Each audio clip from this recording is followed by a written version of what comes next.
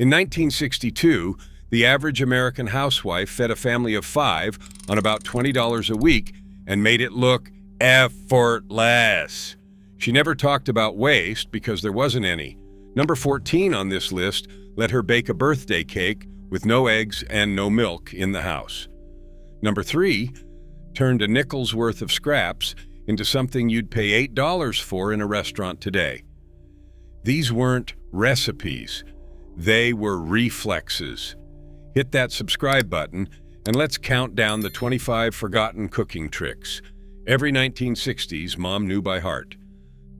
Number 25, ice water to raise the dead lettuce. When the leaf lettuce in the bottom of the refrigerator went limp and sagged, your mom did not throw it in the trash. Lettuce cost money, and money was not something you wasted on a Tuesday. She filled a bowl with the coldest water the tap could give, splashed in a tablespoon of white vinegar, and dropped those wilted leaves in for 15 minutes. They drank the water back up like a sponge and came out crisp enough to snap. The vinegar cleaned them and gave them a little backbone at the same time. Before pre-washed salad came in a bag, a head of iceberg cost around a dime, and a dime was not something you let rot in the crisper drawer. This one trick meant salad stayed on the supper table all week. Number 24, the raw potato that saved the soup. Every cook oversalts the pot eventually. The difference was your grandmother knew exactly how to fix it without pouring the whole thing down the drain. She peeled 2 raw potatoes, cut them into thick slices, and dropped them into the too salty soup to simmer for 10 or 15 minutes. Those potato slices pulled the extra salt right out of the broth through plain osmosis. She fished them out, threw them away, and the soup tasted balanced again. Not salty, not watered down, just right. This showed up in church cookbooks all over the country, penciled into the margins and passed neighbor to neighbor. When the store was closed on Sunday and starting over was not an option, this little trick saved supper and saved face. Number 23, sour milk was not spoiled milk. When the milk turned the day before you got to it, your mom did not hold her nose and pour it out. A quart of milk cost around a quarter, and a quarter fed a whole meal. Slightly soured milk was buttermilk waiting to happen. The acid in it reacted with baking soda better than fresh milk ever could, so she saved it for pancakes, biscuits, and quick breads. Those pancakes came out taller and more tender than anything you get from a box mix. The sourness cooked away completely, leaving only lightness behind. Modern refrigerators and expiration dates trained us to fear milk the second it smells off. Your grandmother knew that a little turn was not the end of the milk. It was the beginning of Sunday breakfast. Number 22, the bread heels nobody threw out. In a 1960s kitchen, the 2 end slices of the loaf were not garbage. They were tomorrow's breadcrumbs. Your mom kept a paper bag or a coffee can in the pantry, and every heel, every stale slice, every hardened crust went in. When the bag was full, she rolled a bottle over it or ran it through the grinder, and just like that, she had a jar of breadcrumbs that cost her absolutely nothing. Those crumbs stretched meatloaf, topped a casserole, breaded a pork chop, and coated the fish on Friday. A canister of store-bought crumbs cost real money for something you were already throwing away. Nothing in that kitchen left without a job to do first. Number 21, 08 meal to stretch the beef. Ground beef ran about 45 cents a pound in 1962, and a pound had to feed the whole table. So your mom stretched it. Before she mixed the meatloaf, she stirred in a half cup of plain rolled oats soaked in a little milk. The oats swelled and soaked up the juices, so 1 pound of meat suddenly fed 6 people, and every slice held together instead of crumbling on the plate. The trick was the moisture. The soaked oats kept the loaf tender through the whole bake, where straight beef would have dried out gray and tough. Nobody at the table ever tasted oatmeal. They tasted a moist, rich meatloaf. Chefs now call this a binder and act like it is technique. Your grandmother called it Tuesday. Number 20. The damp towel that revived stale bread. Day-old rolls were not a problem in your mom's kitchen. They were a 5-minute fix. She wet a clean dish towel, wrung it out, wrapped the hard rolls up inside it, and set them in a low oven for a few minutes. The steam trapped in that towel worked its way back into the bread and turned yesterday's brick into something soft and warm, almost like it just came from the bakery. The whole kitchen smelled like fresh bread again. A loaf cost real money, and letting it go hard and get tossed was simply not done. That little act, 5 minutes to save the bread instead of buying more, was the whole 1960s kitchen in miniature. Waste nothing. Make it feel like plenty. Number 19. Grease it and flour it. Long before non-stick spray sat in every cabinet, your mom got cakes out of the pan perfectly every single time with two things she already had. She rubbed the inside of the pan with a little shortening or butter, then dusted a spoonful of flour over it and tapped out the extra. That thin coat of fat and flour created a barrier nothing could stick to. The cake dropped out clean, sides and bottom, no wrestling, no crumbling. A can of Crisco cost pennies per use and lasted for months. Modern non-stick spray fails maybe a third of the time, and you've ruined the whole cake. Grease and flour was not a suggestion. It was insurance you could count on. Number 18. Homemade baking powder in a pinch. When the can of baking powder ran dry and the store was closed, your mom did not cancel the biscuits. She knew the secret hiding in her spice cupboard. 2 parts cream of tartar to 1 part baking soda, mixed fresh, worked exactly like the store-bought can. The cream of tartar provided the acid, and the baking soda provided the lift, and together they made biscuits rise just as high. She kept a little tin of cream of tartar for years because it never went bad, and it saved her a dozen times. This is pure kitchen chemistry, and she did it by feel. Today we run to the store for a $2 can, never knowing we could have made it ourselves in 30 seconds. Number 17, baking soda for faster beans. Dried navy beans could take 3 or 4 hours to soften in plain water, and that was a lot of gas on the stove. Your grandmother's shortcut was a 1/4 teaspoon of baking soda in the pot. That little bit made the water alkaline, which broke down the tough skins and softened the beans in about half the time. It cut the cooking down, cut the gas bill, and as a bonus, it broke down the compounds that made beans hard to digest, which meant a quieter house after supper. You had to measure it right, though. Too much soda and the beans turned to mush with a soapy taste. This trick lived in the margins of community cookbooks all across the country, written in pencil by women who timed it by instinct. Number 16. Butter you could stretch twice as far.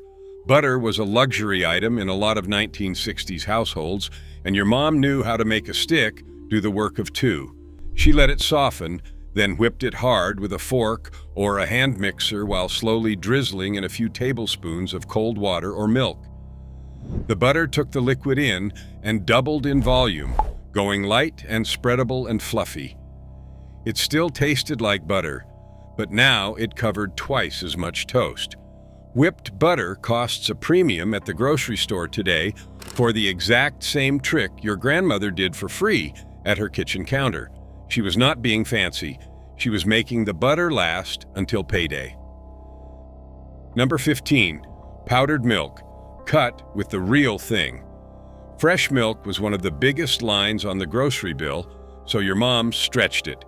She mixed up a batch of powdered milk, chilled it hard overnight, and then blended it half and half with the fresh milk in the jug. Cold and mixed, the kids never knew the difference on their cereal, and the milk money went twice as far.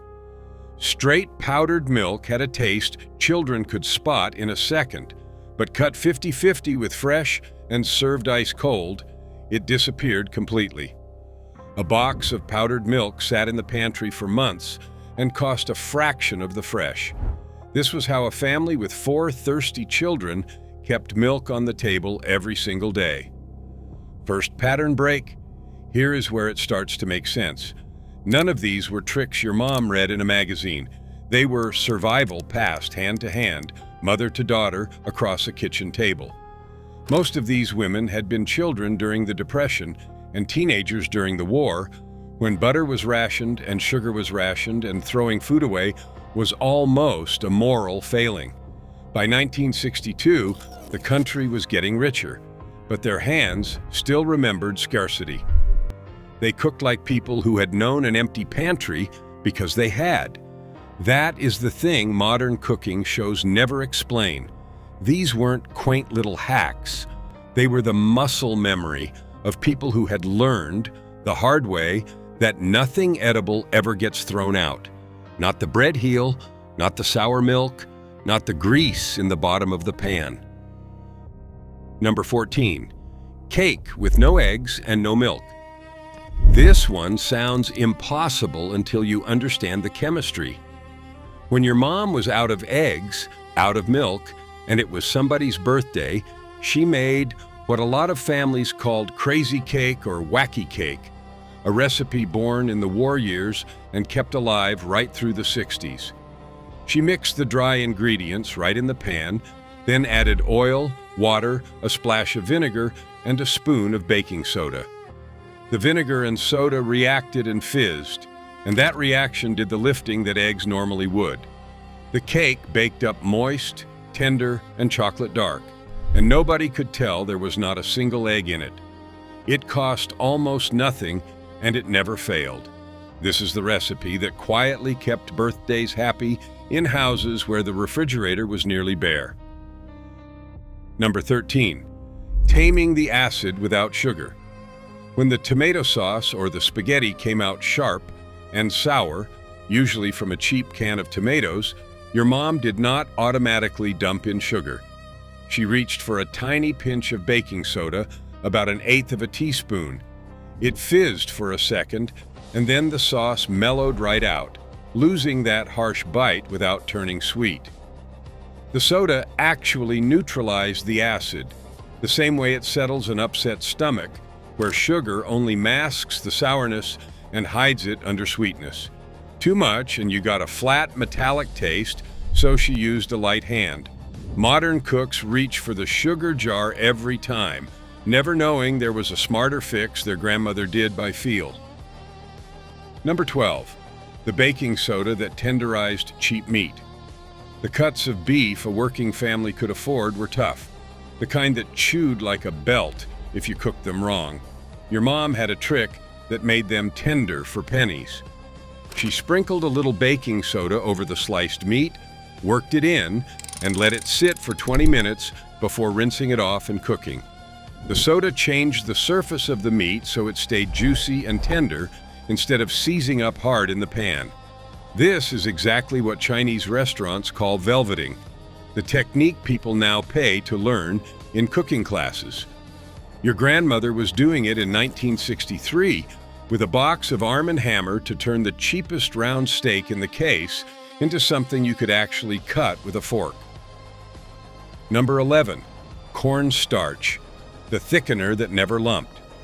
When a sauce, a gravy, or a pie filling needed to thicken up fast, your mom reached for the cornstarch, not the flour. She stirred a spoonful into a little cold water first, made a smooth slurry, and only then poured it into the hot pot. That cold water step was the whole secret. It kept the starch from clumping into lumps the second it hit the heat, so the sauce turned glossy and thick and perfectly smooth every time. A box of cornstarch cost almost nothing and lasted a year. She used it to save a runny gravy, to set a fruit pie, to thicken the filling in a chicken pot pie. Modern cooks dump flour straight into hot liquid and fight lumps all night, never knowing the cold water trick that solved it decades ago. Number 10. Stock from the scraps. Nothing that had flavor left in it ever hit the trash in your mom's kitchen. The onion skins, the celery tops, the carrot ends, the chicken carcass picked clean from Sunday dinner, all of it went into a bag in the freezer. When the bag was full, it went into a big pot of water with a bay leaf and simmered low all afternoon until the whole house smelled like a proper kitchen. What came out was a rich, golden stock that cost her nothing but the scraps she would have thrown away anyway. That stock became soup, gravy, the liquid for rice and dumplings.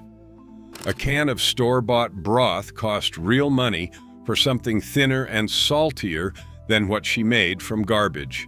This was the trick that turned waste into the base of half the meals she cooked. Second, pattern break. Here is something the food companies would rather you not think about too hard. Every single one of these tricks uses things nobody can put a big markup on. Scraps, baking soda, cornstarch, a jar of grease. There is no advertising budget behind a bag of onion peels, no celebrity chef selling you a cookbook built around the bread heel.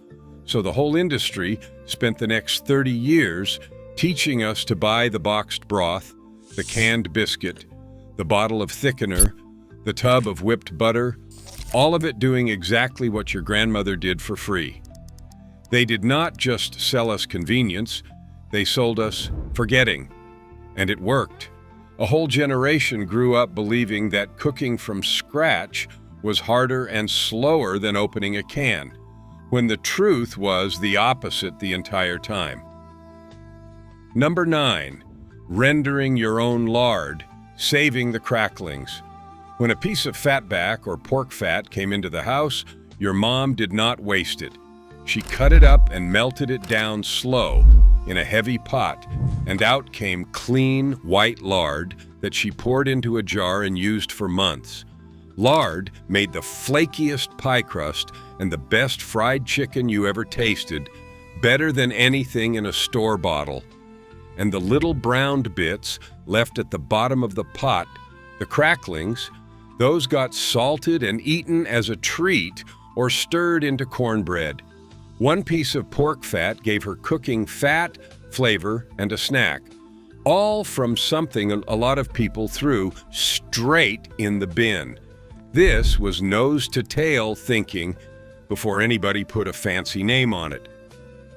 Number 8, the gelatin salad that showed you had a refrigerator.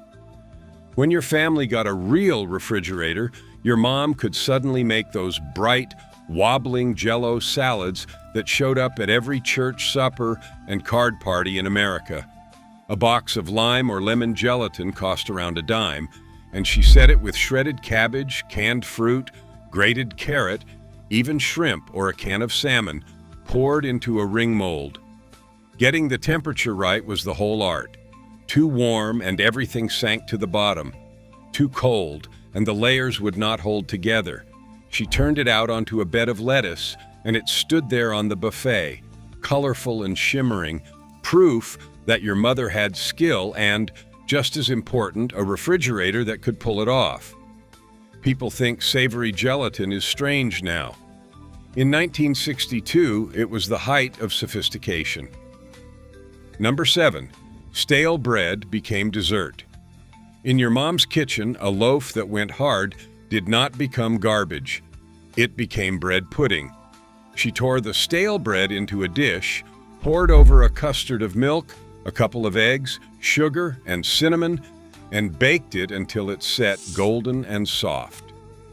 What came out tasted like a bakery dessert, and it cost her almost nothing but the bread she was going to lose anyway.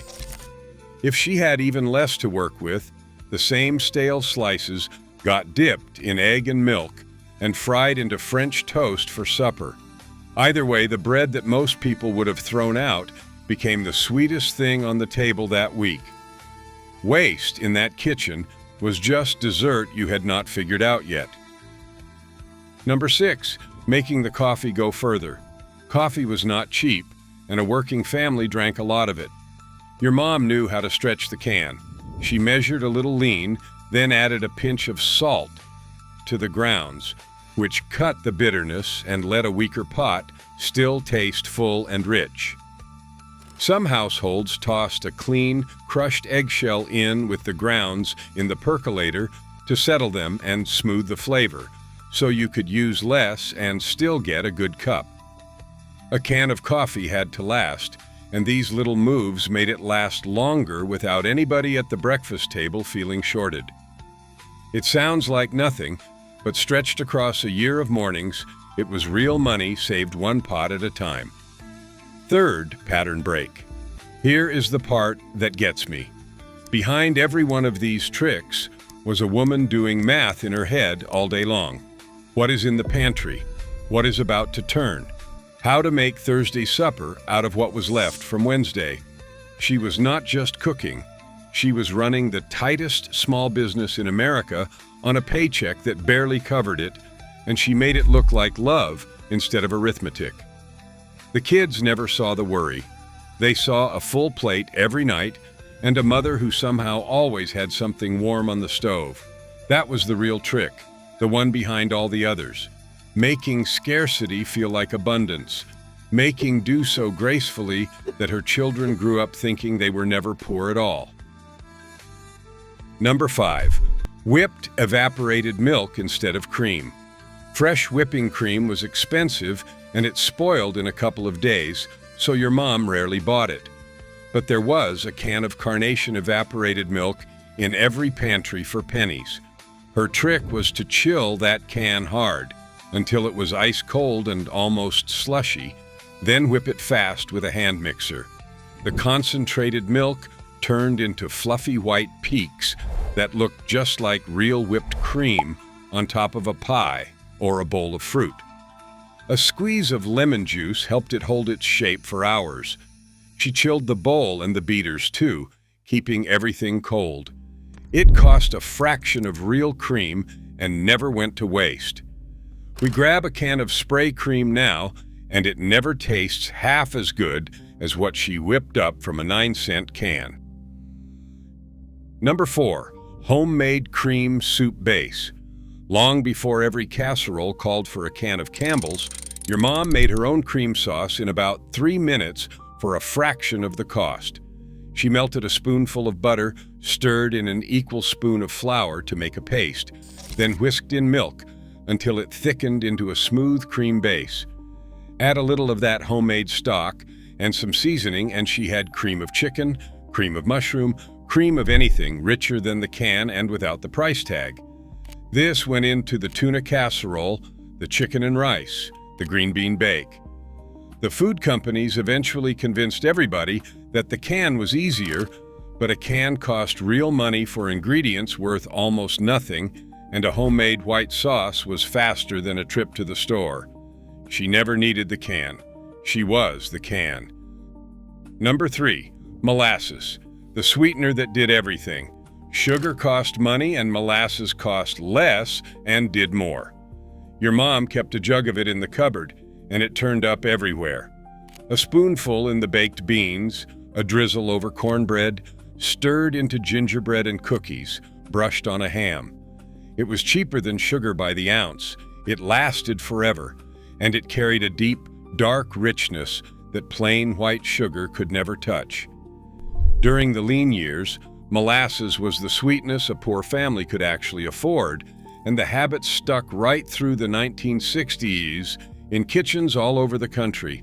This is the ingredient food writers now rediscover and charge a premium for. Your grandmother bought it by the jug because it was the cheapest sweet thing in the store, and it made everything taste like it had been cooked with care. Number 2, poor man's gravy that turned nothing into a meal. When the meat was thin and the money was thinner, your mom could make a whole supper out of gravy. A spoonful of fat in the skillet, a spoonful of flour stirred in until it browned like a paper bag. Then milk poured in slow while she whisked, and in a couple of minutes she had a thick, savory cream gravy from almost nothing. Poured over toast, over biscuits, over a mountain of mashed potatoes, it filled the whole table on the nights when there was barely any meat to be found. Fat, flour, milk, salt, and pepper. That was the entire recipe, and every one of those things was already in the kitchen. This was the meal that stood between a family and going hungry more times than anybody ever admitted. It asked only that your mother knew how to make a roux, and she made one in her sleep. Number 1, the bacon grease can on the stove. If you understand this one thing, you understand how the whole 1960s kitchen worked. Sitting right there on the back of the stove was a can, an old coffee tin usually, holding the saved grease from every piece of bacon and sausage the family ever cooked. Your mom strained it and kept it, and it went into everything. She fried eggs in it, browned potatoes in it, seasoned the greens with it, greased the cornbread pan with it, started the gravy with it. That can was free flavor, saved a spoonful at a time, and it made the cheapest food on the table taste rich and satisfying. Doctors later told everyone to pour it down the drain, and a whole country did, trading flavor away for shortening we now know was worse. But your grandmother knew. That humble can of grease was the beating heart of her kitchen, and everything good that came off her stove started with a spoonful from it. Here is my challenge. Make one of these this week. Just one. Whip the evaporated milk, save the grease, revive the stale bread, fix the salty soup with a potato. Then come back and tell me if your grandmother was just being old-fashioned, or if she actually knew something we let slip away. Drop the one you are going to try in the comments, because these were never just tricks, they were a whole way of feeding people you loved on almost nothing, and it worked. Your grandmother knew. Now you do too.